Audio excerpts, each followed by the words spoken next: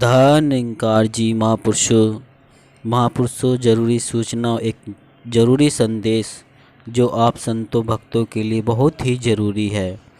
तो दास निवेदन करेगा कि वीडियो को पूरा सुने, क्योंकि ज़रूरी सूचना मिल सकती है वीडियो के कहीं भी लास्ट में। और इससे पहले करते हैं एक चर्चा प्रभु की भक्ति आराधना, क्योंकि जब गुरु की बातें, निरंकार की बातें होती हैं तो एक सत्संग तरह का सत्संग ही होता है और हमें अपार रहमतें भी मिलती हैं।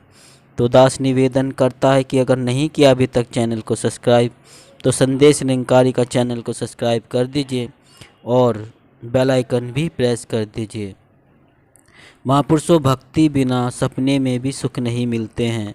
तो जानते हैं इस एक माध्यम से एक सुंदर सी साखी के साथ।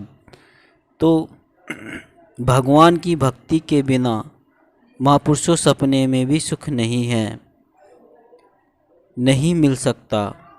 कई लोग प्रातः उठने, आँख मूंद कर माला जपने, कर्म कांड करने आदि को भक्ति कहते हैं। सुबह उठ जाते हैं, आँख बंद कर लेते हैं, लेकिन वास्तविक में ये पता ही नहीं कि भगवान है कहाँ। अगर ध्यान लगाना है तो महापुरुषों कहाँ लगाएंगे, किसको देखेंगे, कैसे करेंगे। सुबह उठ जाते हैं, आँख मूंद लेते हैं महापुरुषों और ध्यान लगा नहीं पाते और बस उसको एक प्रैक्टिस की तरह करने लगते हैं, लेकिन वास्तविक में वह कुछ भी नहीं हो पाता। कभी ऐसी भ्रांति में न पड़ना। भक्ति का सही अर्थ हमें किसी को पता ही नहीं है। वास्तविक में भगवान को जानकर संतों की निष्काम सेवा करना ही महापुरुषों भक्ति होती है।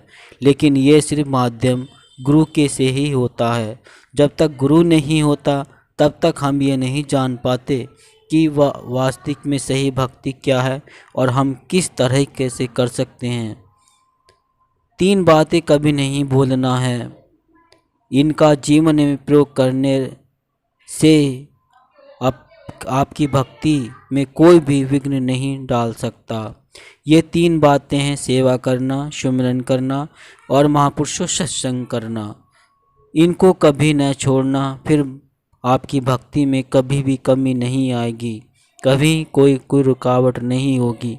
किसी के बहलाने फुसलाने से आप किसी के भी भ्रम में नहीं पड़ेंगे और भक्ति की एक राह पर चलते हुए सुख प्राप्त करेंगे।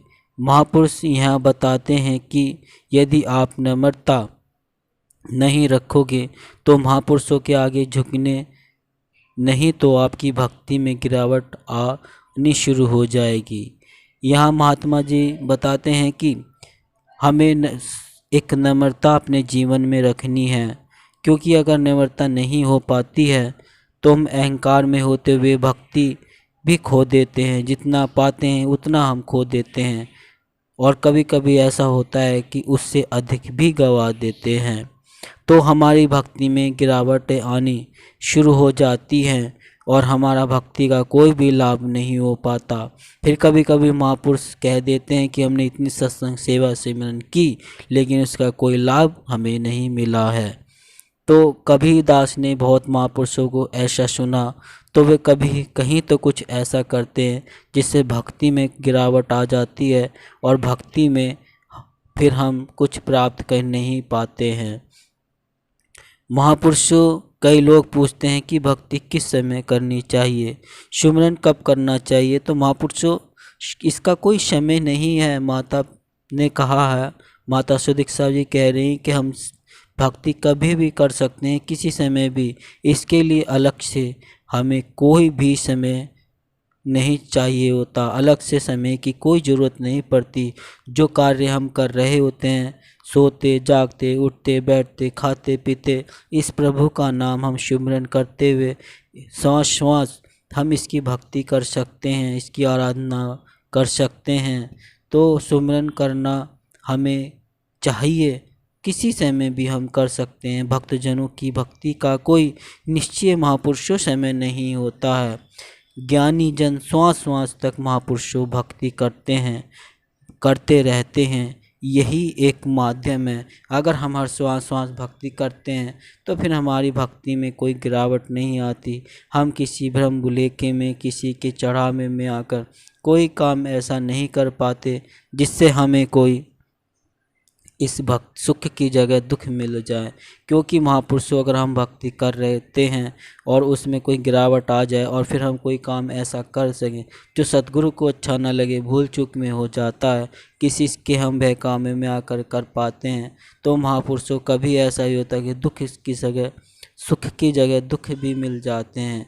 लेकिन महापुरुषों में ऐसा नहीं करना है। हमें सुख प्राप्त करना है तो हमें भक्ति अच्छी करनी है। जब हम कर रहे हैं तो अच्छी करें ताकि सुख प्राप्त हो और हमें इसकी कृपा प्राप्त हो तो हमारे जीवन में सुख आ सकता है। तो ऐसे ही एक सुखी वाला हम अवसर प्राप्त कर सकते हैं। अगले हफ्ते महापुरुषों की समागम है माता जी का हरियाणा में ये माता जी का समागम है और इसका समय महापुरुषों 5 से 8 है। शाम के 5 बजे से रात्रि महापुरुषों 8 बजे तक है।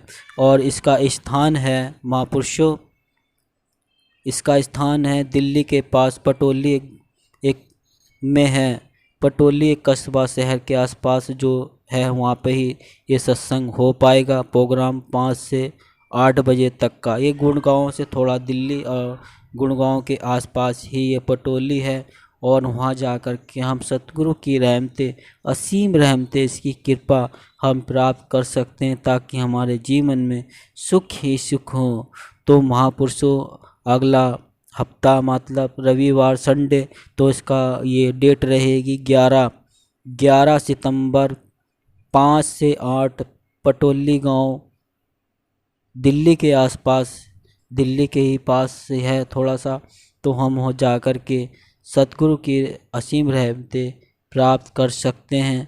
तो महापुरुषों जैसा कि आपने सुना तो आप सभी के आसपास किसी को बता सकते हैं या फिर वीडियो भी शेयर कर सकते हैं ताकि वे महापुरुष जो आपके जानने वाले हैं उन्हें भी ये बात पता चले और वे जाने की व्यवस्था बना सके।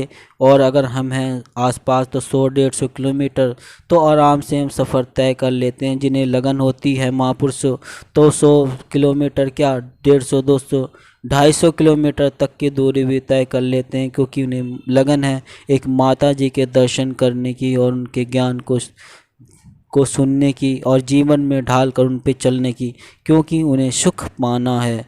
और बहुत से भक्त ऐसे हैं कि यही नहीं देखते सुख क्या है, उन्हें तो बस सिर्फ इतना पता है कि हमें सतगुरु के दर्शन करने हैं और जो उनके विचार आएंगे उन विचारों पर हमें चलना है।